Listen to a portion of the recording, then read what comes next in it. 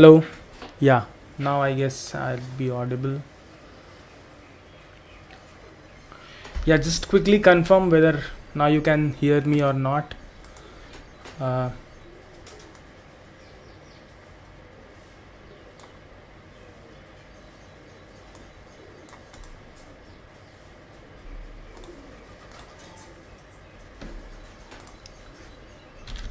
Please confirm if you can hear me.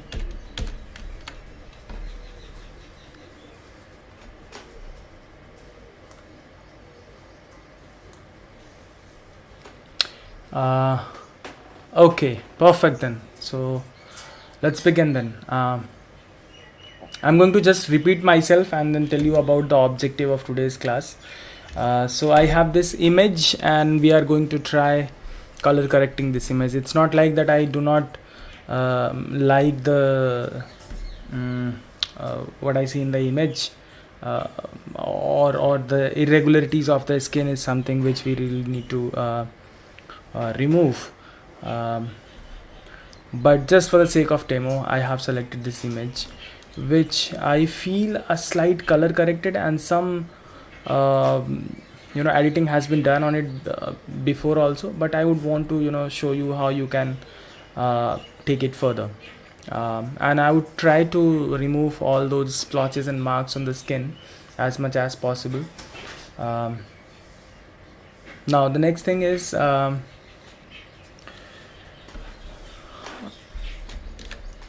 you can also select an image like this from internet, or you could just click your own image or somebody in your house, try to shoot a nice portrait from your phone camera, or if you have a DSLR camera, and then later on try editing it the way I am doing it. So my main concern here is to preserve the skin tone.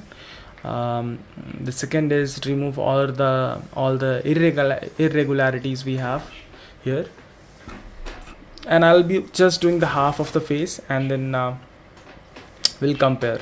Okay, fine. So in between, if you have any doubt, if you want me to repeat something, or if you want to repeat, you can always go back and watch the video again. That's the beauty of working on a digital platform. Besides, if something is unclear and you want me to elaborate on that, you just let me know in the comment section. And today I can see the comment section right there on the screen, so I don't have to switch between screens in order to know what is going on. Okay, so keep this comment section live, and then keep on posting things.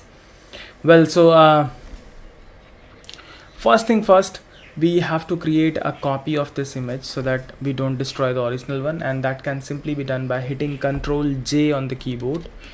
Notice in the layer panel I have a copy now, and I'm going to immediately convert that into a smart object. Okay, now we are going to learn few tools today, which I have shown earlier, but only like for very limited tasks I have shown it. We have utilized healing brush, so I'm going to use it again, but this time I'm gonna use spot healing brush because I can see a lot of spots on the face here. Okay, and also maybe it is intentional, but I see a color casting which sort of also turning this black regions slightly brownish. So maybe it's a photo filter, or in the post production they have applied this kind of tint on the entire image, but we would try to remove it because I want the image to be isolated from the background. But this is my choice. I keep on repeating myself, and then want you guys to remind about it, that see, whatever we do is a very personal choice and it should fit into the context of the project on which you are working. So do not ever take something which I teach like absolute truth. What I'm saying here is contextual to my ideas and my interpretation of this image. So it's not like that in all the cases this is the ideal scenario how you are going to edit the images. So keep that in mind. Okay, all right. Well, so fine. So I have created a new layer on top of it and then converted that into a smart object, and I'm going to hide this original image, and once we are done with this entire thing, then we are going to do the comparison. Well, so first thing first is that let's set up the boundary, and this boundary simply means I'm just going to create. Now this is just for the demonstration purpose. You shouldn't do as I'm doing. So basically what I'm doing here is I'm just trying to make a path which dissects this entire image into half, and then I'll see what we can do. By the way, this exercise can be referred as photo manipulation. Ideally I would just call it photo retouching, but I'm gonna take it slightly ahead than that. Now what I mean when I say photo retouching is that I'm not gonna entirely change the content of the image, but I just want to retouch it to just add to what we already see in the screen, not in terms of the objects or drastically change the image, but just modify it little bit. So okay, so I have created a path, and I'm going to just finish it and convert this path into a selection by hitting Control Enter on the keyboard, and I'll create a new layer on the top of all the layers I have, and then I'm going to simply hide this. So I'll set the default colors by hitting D on the keyboard. You can alternatively do it by clicking here. Okay, so just D is the shortcut, you guys know it already. Come on, so D and then Alt plus backspace. Okay, I don't want to fill it up with black, probably white or decide, because white is in the surrounding, so I would do it white. I have hidden this so that I can only focus on this half of the image, and once we are done, then we are going to make a comparison. Now I want somebody to type in the keyboard shortcuts which I mention. Okay, so I'll be just talking about the keyboard shortcuts as I progress, and I want you to type it so that all of us can remember it while doing our exercises. Okay, so somebody please take responsibility of that. Okay, I'm not gonna assign somebody, just somebody who can do that would be good. Okay, now okay, fine. Let's switch back. Okay, so all good, all set up. Now I don't want to move this layer or harm this layer accidentally, so I'm just gonna select this one and click on lock button here, and we are all good to go. Now the actual thing is going to start. The first thing I'm gonna do is try to take care of these splotches, and I'm going to thank you Anuj, thank you so much, please do it. So the first thing I'm gonna do is that I want to get rid of these splotches. Okay, the skin irregularities we have that I need to take care of. So basically there are two ways of doing it. Actually the one way of doing it, but how do you implement it can be done in a different two different ways also. So those who are aware of destructive editing, when we work on a rasterized layer and permanently change the image, that's not a right way to go ahead in this case. So what I'll do here is I'm gonna create a new layer on top of it, a blank empty layer, and then choose spot healing brush. And notice here, the moment I selected spot healing brush, I have this option of sample all layers. Ensure that this should be selected, and the type of the algorithm which is being utilized for calculating the thing which needs to be filled when I click on this should be set to content aware. Okay, so make sure that sample all layer is selected, otherwise it's not gonna work. No matter how much you click, because actually it is sampling out from the current layer and it does not have anything on it.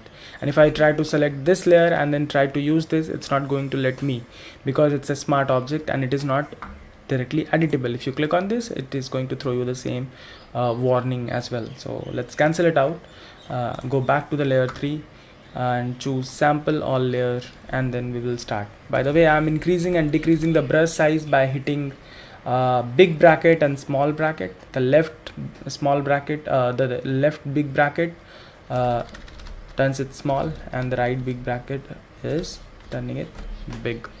So it's good that you zoom in a little bit while working on this, and the moment I clicked see, it removed that spot. So I'm just going to quickly do it. Now how is it actually, it's not erasing that part, it is actually sampling out the neighboring details and then filling it inside that area. So let me just do it quickly for the forehead, and then we will make a halt in the process, and then I'm going to explain it. It is not going to take a lot of time. You just need to ensure that you are on the right place. And now on purpose I might leave the very small tiny irregularities, because I don't want to turn this into a plastic. It's a normal human face, so we should respect that. Okay, good Mahima, thank you. Keep on posting. That's how I know that you guys are also watching and involved. So okay, so I'm almost done with the forehead, and you can see the difference immediately. If I hide this layer on which I have used the spot healing brush, you would see that how much difference does it make. And within just few clicks we have managed to do this. So I'm gonna continue.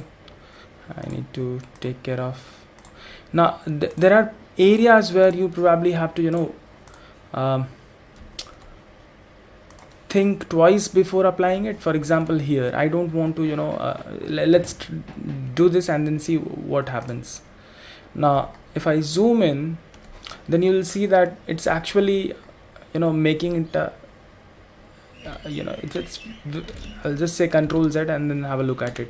If I remove this spot, it's not looking natural, because the texture of the hair is getting in the way of the spot, and it's not working out nice in this case. There are different techniques how there are different ways how we can take care of this, but right now it's not going to work with the spot healing brush. So by the way, you can also click and drag, like let's say that here I want to take care of these, so I can click and then just drag and then wait for it. Sometimes it works if the neighboring pixels has enough detail, but I would suggest to remove things like this. It's better if you just keep on clicking, and if you come across a bigger spot like this, don't do this. If you do this, nothing is going to happen. You just saw, because it's all about sampling from neighboring pixels. So you keep on rectifying it one by one. It's a time taking affair, but it will be worth. Now for instance, this is splotch. Do you want to keep it, remove it? So things like this where it's not affecting the skin so much, rather it's adding to the reality of the image.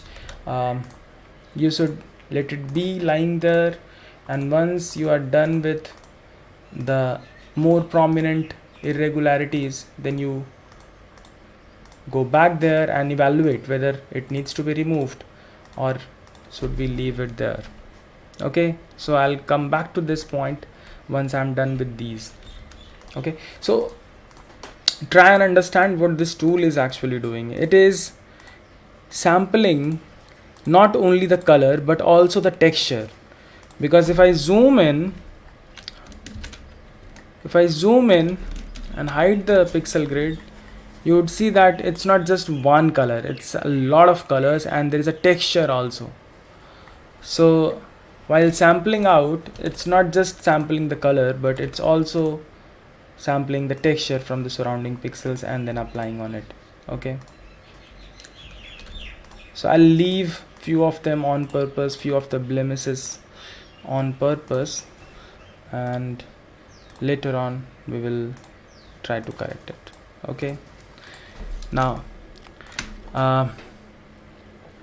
this part is more smoother compared to this one because it is also creating a specular highlight, but if we keep on doing it, it's gonna pay off. It may take a while, but it's certainly gonna pay off. I'm just gonna show you before and after addressing this small patch of skin, and then you can see how much we have managed to pull off. Now if I hide this part, just have a look at this. So I advise you, if you are doing it, do it for all the patch, the entire thing, or otherwise don't do that. Now let's say that I have overdone it here and I want to hide, I don't want to do this. So I can always hit E on the keyboard for enabling the eraser tool. E enables the eraser tool. Increase the size of the eraser, and I know where I have applied the changes. In case you are not sure where you have done it, you can hide this bottom layer and then you can simply get rid of these changes you have done. Okay, and that's the beauty of applying this tool on a separate layer. You are not causing any harm to the original image, but you are applying all the changes on a separate layer. I'm just gonna show you how it looks. So these are the modifications we did. Okay, let's just switch on this and then continue. Okay, let's just quickly finish this. I need to switch back to healing brush.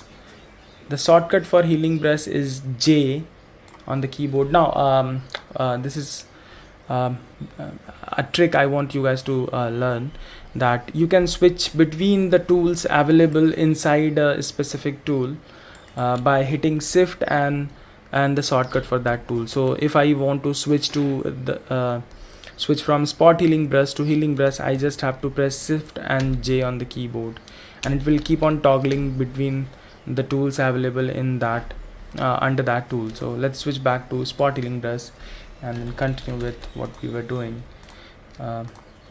Okay, sometime what happens, if your screen is not clean enough, then you might try erasing something which is actually not there on the image but on your screen, and it happens to me all the time. And then after a couple of clicks I realize that there is nothing wrong with the settings, but actually there is something on my screen. So it's a very funny thing which happens. So do clean up your laptop screens, your desktop screens while working with this tool. That's a habit I have developed over the time. When I do such precise editing, then I clean up my screen first thing.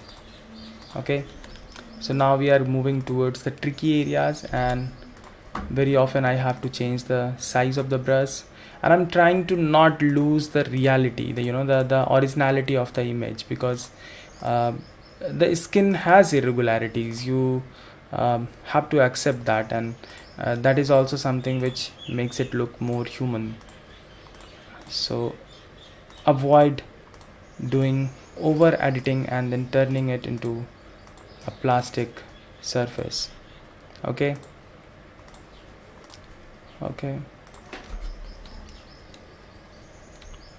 and there are areas where we are actually losing details, so we are going to take care of that. For important example, this part specifically, look at this specular highlight. We have lost almost all the details, and it looks like a shiny patch, and there is no texture of the skin even on the nose.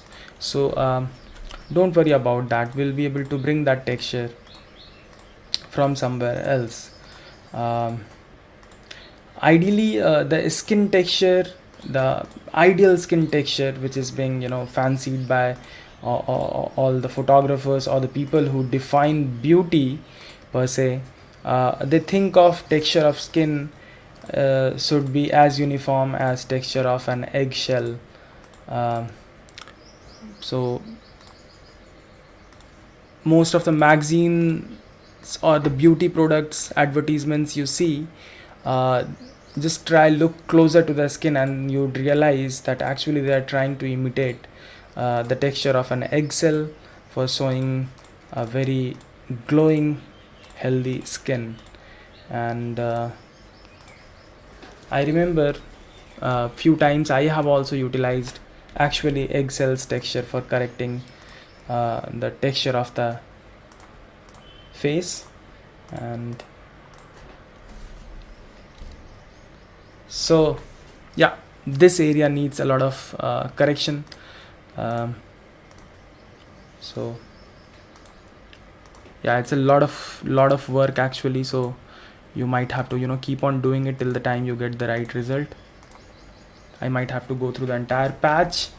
So see, it's not working out in this case, so I'm just gonna go back and then look at this area once again. No, this did not go well, so let's say Control Z a few times. Okay, and we will see what we can do in this area. So basically the thing is that I have something applied here and I just need to reduce it or use a blend mode, or maybe use eraser with reduced opacity to just tone it down and blend it nicely with the skin. So I should be using a soft brush. So right click, use soft brush, and then just paint on these areas to reduce the prominence in these regions. Okay, so if I hide it, you see these are very prominent. I just did the same thing, but here I have just used the eraser to tone it down a little so that it doesn't look very unnatural. Okay, so it can be taken further, but I would make a stop right now. I hope you have understood how to use healing brush, spot healing brush. For healing brush, I have showed you an example in yesterday's day before yesterday's class, I guess. Okay, so all right, so next thing what do we do is now the changes which I'm going to do will be applicable to the entire image. So I'm just going to hide this mask which I have done, and now you can see the half of the face which we have edited. Sorry for that. So half of the face which we have edited just by using one single tool and nothing else. I have used just one single tool, and you can see how drastically you can make a difference. Now about color correcting this, it has casting of brown color. Okay, now the next thing I'm gonna do here is just change the color of the lip a little bit, maybe put more gloss to it. I don't think it's needed, but anyway, for the sake of demo, maybe it will look weird, but for the sake of demonstration I'm gonna show you. So the way we do it is by selecting the layer on which we are working and then creating a selection around the area where you want to do some changes in terms of the hue. So now in this case you have to be very precise while selecting it. Okay, let me just follow along the curvature of the lip. Okay, now instead of saying Control Enter, you have to right click on this time, because I want to have some feather around the selection. If you hit Control Enter, you wouldn't get any feather and the selection would be very crisp, and that would look as if I have pasted a lip on top of the model's face. So I'm gonna choose Make Selection, and then here for the feather radius I'm going to go for 2 pixels, and make sure that anti-alias should be selected for things like this, and then say OK. Now we have a selection. The next thing I'm gonna do is say Control Shift J or Control J. In this case both will work, because what I want to do here is layer via cut, and it is a smart object, so even Control J is going to do the same thing. However, the shortcut for layer via cut is Control Shift J. Alternatively, you can always do the same by right clicking on it and then choosing layer via cut from this menu. Somewhere it should be there anyway. So I'm just gonna hit Control J on the keyboard, which actually just chops off this much selection. And that feather I was talking about is this blurriness along the edges. Okay, now since I have this on a separate layer, I can try tweaking up the color, or put some adjustments on top of it and then clip with this layer and then see how it goes for me. So the first thing I'm gonna do is hue saturation adjustment and then just clip this one with this one, so I can actually change the color of the lip. Now obviously I can't go as something weird like this, but if your advertisement or the purpose of the image demands such a exaggeration, then you go ahead, do that. But I would say just keep it natural. Okay, I see that there are some issues in these areas, so I'll just address those by selecting this layer and then putting a mask on it, and then use the brush tool to feather out the edges by hiding it. So I'm gonna go for very reduced value of the brush, maybe 15-16% opacity will work, and so that it should be a soft brush, the softest possible brush, and then just try to paint here so that it merges properly. Okay, we can always say E if we have overdone and get back what we have deleted. It's similar to masking. I'm just using the masking to control the lip better, and in the end you always can use this opacity settings to lower down the amount of color you want or increase the amount of color you want. Okay, so let's just hide this also. I'm just going to select these two, say Control G to group it, and change it to lip. Okay, and fine. So I'm going to just select these three and convert them into a group, and let's do a quick comparison by hiding this top one. And look at the lip. Okay, so it's something worth trying. Maybe it's not looking so nice in this case, but you might actually get it going for your projects. Half of the face, it is looking nice. Okay, now the next thing is color correction. For color correction, I'm going to do it on the entire layer above the lip, because this also needs to go along with this entire image. The same can be done for the nail polish also, and we can sort of brighten it a little bit, bring more focus to it, because it is getting lost. These details are important, it's getting lost there.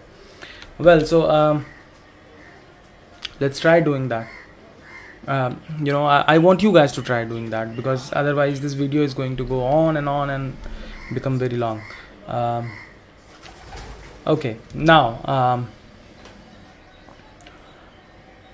the brown color is dominant throughout this frame, so I'm just going to hide this part, this division now, and apply an adjustment layer on top of it, which can give me control over the brown color on these areas.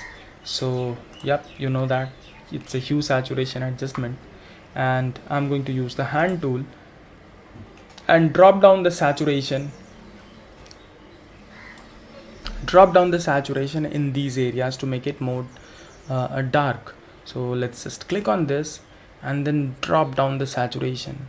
Now see, as I do so, it is also affecting the skin. Okay, but for now it's fine. I told you guys earlier also that this entire frame has a brown color casting, and now it's becoming very evident to us also. When I reduce the saturation here on the top right corner, where it seems to have black in the frame, but actually there was a brown color casting going on. So no problem, this hue saturation adjustment does come with a mask applied to it, and we can regain back the same tone of the skin by just manipulating this mask, and that can be done by using again masking. So I'm gonna switch to brush tool increase the size of the brush, and this time because I want a faster result, I'm gonna go for somewhere around 60%, and just paint along the skin areas to regain back the original color of the skin. And as it goes, in the background, I don't want it to have that same intensity of the color, so I let it merge into the background and turn entirely black. Okay, here also for this part, because it is in the shadow, I'm not gonna bring back so much of brown. I want it to fade out in the dark, so I'm going to erase, which I have applied here. So I'm selected eraser tool and then just paint on. Okay, fine. So if I remove this is what you have, and if I apply this, very little, but look at the ears now you don't have these areas are not actually crying for attention. It all is coming here on the face. See? Okay, I'm going to also upload the PSD file in the description of this video, so you can download and then have a look at it in your systems. I think that will be more that will give you a better understanding of how much it is actually changing the results. Okay, so I have color corrected it, and now the next thing is that, let's say that I want these things to the eye is fairly well in focus, but I'm a little afraid of using frequency separation. I haven't used it yet on this one, but I'll show you what it does actually. So see, understand the purpose here. I want these details to fade out a little in comparison with the details of the eye and the eyebrow, eyelashes, the eyebrow, and these wrinkles. I want it to be there, but I don't want these wrinkles to be so prominent. Because it shows age. This is fine. This sharp line is fine, but these wrinkles, these directional lines, I don't want there, and these splotches also I don't want there, and I somehow want to address these also. These are going to be difficult areas, but at least I think I can manage this part. Okay, so what I'll do is I'm going to select this entire group, which has let's have a look at the before and after first. So this was the image we started with, and this is what we have now. Okay, all right. When I upload the PSD file, I really want you guys to open it up and study as much as possible. Compare each and everything. What happens when I remove this particular effect? How is it adding to the entire outcome? Okay, so I'll just make a copy of this entire group by saying Control J on the keyboard once again. Hide this one. Okay, and then convert this into a smart object and start working on this one. All the changes which I have done is preserved inside this smart object, and also I have a copy available as a group. So before I proceed further, let me just save this file inside the demo folder, and I have created a folder, and we will call it portrait editing. Okay, sorry, editing. All right, let's move ahead. So what I'm going to do here is I would try to make two layers on top of it, two versions of the images on top of it. In one version, this image is going to be slightly blurred, and in another version, the same image is going to be slightly crisper, and then I'll try to merge both the images together by using masking. Okay, so think of it as if this image is going to lie in three different dimensions. In one dimension, it has a very blurry appearance. On the other dimension, it has a very crisp appearance, and in one dimension, the original image is going to be there. So I'm going to use the details of all these three different layers and then merge it as one composite image. So that's what it is known as frequency separation. So basically I'm analyzing the frequency where the details are more, where the details are less, and where the details are normal, and trying to merge all these three together by using masking. Okay, it's a very nice exercise actually, and let's give it a go, you know. So I'm going to quickly make couple of copies on top of it by saying Ctrl J twice. I'm gonna select this layer, and the first thing I'm gonna do is go to the filter, choose blur, and apply Gaussian blur on top of it. So, and I'm going to choose somewhere around, you know, 2 pixels. Say okay. It seems as if nothing happened, but if I hide the image which is on the top, you would see that there is slight, you know, there is slight change in it. So if I see, this is the original version.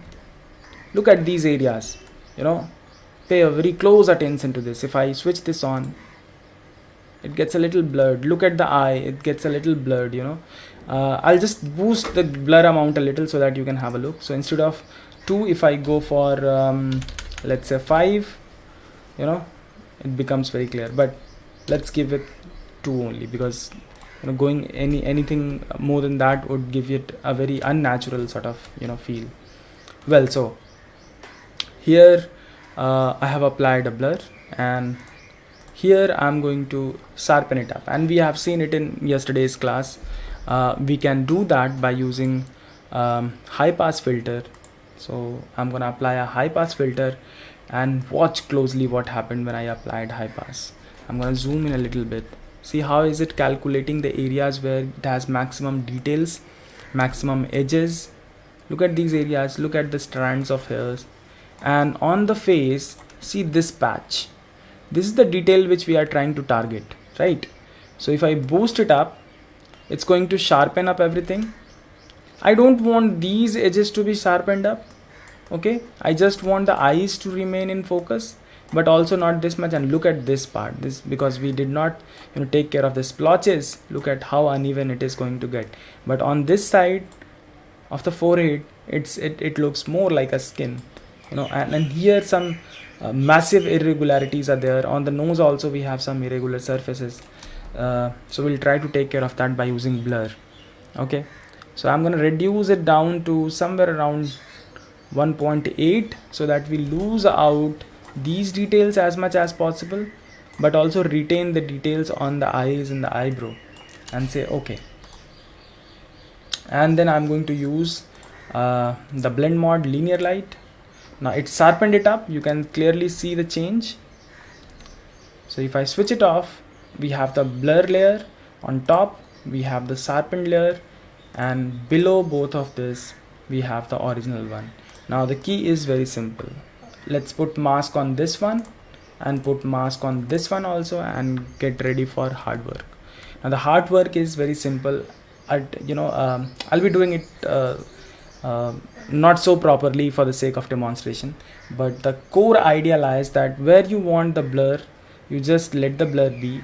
Where you do not want the blur, remove it by using masking. So I'm gonna use the brush tool, and these are the areas. Let's first take care of the let's take care of the sharpen reasons. So basically you don't want it to be blurred on these areas, you want it to be blurred here. So I'm gonna address the mask on the layer where I have applied high pass filter, and then just remove these splotches with the help of brush tool and masking it. Now see how it is getting reduced. Also here I want it to be blurred. I want these details not to be so prominent. Also these areas I don't want it to be very prominent. Okay,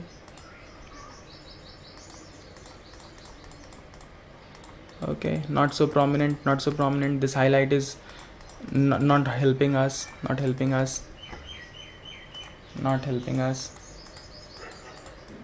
Okay, I'll just quickly show you what happens when I hide the mask. You can hide the mask by pressing shift key on the keyboard and clicking on this. Now if you hide the mask, this is what you see. If you apply the mask, this details fades out a little because of the blur applied on it. Now the thing which we have done here, just imagine it again in a different way from the areas where the blur should not be. So I'm gonna select the mask on the blur layer and then remove the blur from the eyes, okay, by masking it. So I'm gonna just remove it here, okay, all right. Now see, if I hide this mask, you just look at the eye, what happens. So if I shift click on this, slight blur, very little blur. So if I shift click back on it, you can see the difference. All right, okay. So this is how you work with frequency separation. Okay, so do give it a try. Now the last thing I always love to do is try to bring everything together by applying one filter on top. Last time I have choose noise. This time again I'm gonna choose noise, or otherwise I would just simply find a texture online, and then let's go and then find out a eggshell texture and then try to apply it on eggshell texture. Okay,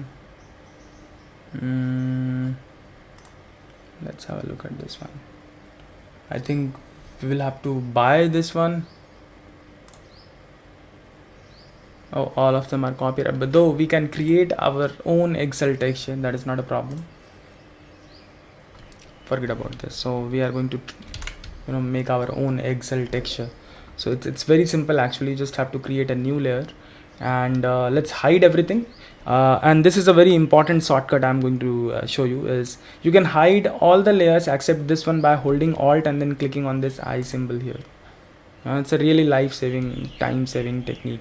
So you click on Alt and click back. It again reveals all the layers. You hold Alt, click on this. It just let this layer be visible and hides the rest of it.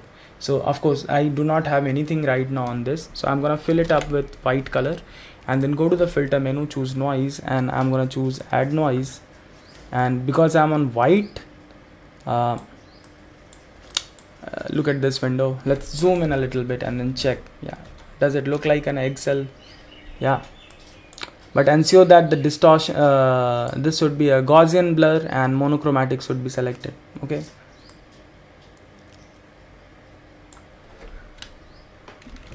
for the sake of demonstration, I'll just overdo a little. So I'm gonna go for 10 and then say okay. Now what I want to do is I want to apply this texture to the entire composition, and that can be done by simply revealing everything and then changing the blend mode, because I don't want the white to be there. I just want the gray part to remain. So we'll try two things. We'll try a couple of blend modes and then see which gives it a better result. So, and then I'll also explain why I have selected that particular blend mode. So I'm gonna switch to multiply, and then let's zoom in and then check out this surface irregularities. I don't know whether it's showing up in the video or not, but do check it out in the your PSD file which I'm going to upload, and then see for these tiny surface details. So those black details probably is not complementing, but then again there is something called blend if. I'm sorry, I may be getting into that those dirty details of image editing. I think I should keep it simple for now. So let's just cancel it and then try changing it to screen, the blend mode to screen. And in this case we can see definitely nothing, because it just gave out the dark areas. So in this case you can still see faint glimpse of the image which is there at the background. So the screen definitely is not gonna work for this image. So I'm gonna use multiply. The screen blend mode can be used very effectively, as well, but right now just go with multiply will work. And in fact, for using screen blend mod, you should have, instead of having a white background and applying noise on it, you should have had black background and then applied noise on it, and then you could have tried it. So do try those things. Instead of white background, apply instead of a monochromatic noise, try going for the full colored noise, and then see. Okay, well, so I would say that this is it. I really want to bring the saturation little down in the overall composite image here. So let's put hue, saturation, balance. I'm not playing much with the color values here because I think this edited image has, or maybe I need to pull this highlight slightly down. Let's first just drop the saturation slightly, a little bit, not much. I think, yeah, this looks fine. Yeah, I like this more now. Okay, now obviously you need to clip this, not to this. Actually we should be grouping all these things which we did, and then clip this to the entire group. Okay, this group should be called frequency separation edit. Okay, and then yeah, I said that we will try pulling this down a little. So let's bring on the levels and then first clip it, and I'm going to target the highlights. And right now if I hold Alt, yesterday I showed you what clipping looks like, but today I'm gonna show what clipping actually mean and how you can control. So look at the levels panel. I'm gonna expand it a little bit. I can't zoom into this, but notice that this histogram here on the far right side does not have any peaks in it. Okay, that means these are the problem areas where we have the highlights blowing up. So if I hold Alt, you would see these things getting highlighted. Alt and then click. Oh, so wait, if I click towards left, look at the highlights.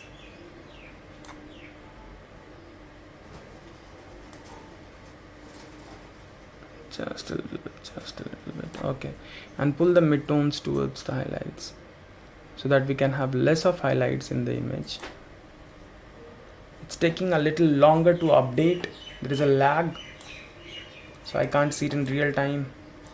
Anyway, so I want to avoid this peak here. Okay, now this looks fine. This looks fine. Okay, now if I hide this, see, the entire image looks dull, but the moment I have this levels applied to it, it looks much better. Okay, so this was the part where we did our editing. Okay, and I'm going to control click on it and then do a inverse selection and then create another layer on top of it and fill it up with white and say Control D. So let's try looking at this one and then this one, so you can do the comparison. Okay, so that would be all from my side, how to edit a portrait image or any close-up image for that matter. And in photography, in visual design, in visual communication, the importance of portrait, you can never ignore that. For a lot of articles, publications, many things you require a good portrait image, a nice close-up image of the person, and which should have that character in it. And very often you cannot pull it off just with the help of a camera and a nice light setting. So there is software for that, and you can pull off almost everything which you want, but then it also has its own limitations, such as the areas where we couldn't really construct it back again.